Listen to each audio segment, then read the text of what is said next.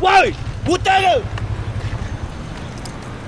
Where are you going? How you drive your car?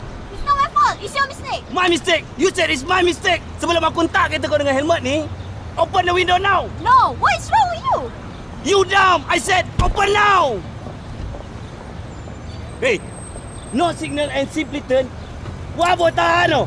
You think this is your father road? Kau ingat muka kau tu cantik sangat ke? Sekarang motor aku ni siapa yang nak bayar? Siapa yang nak settle? Ha? Lain kali, drive carefully, okay? Anything happen to you here, siapa yang susah? Me, you know, me. Okay, what about your motorbike? My motor, no problem lah. Boleh kau think. Okay? Bye. Bye. Bye.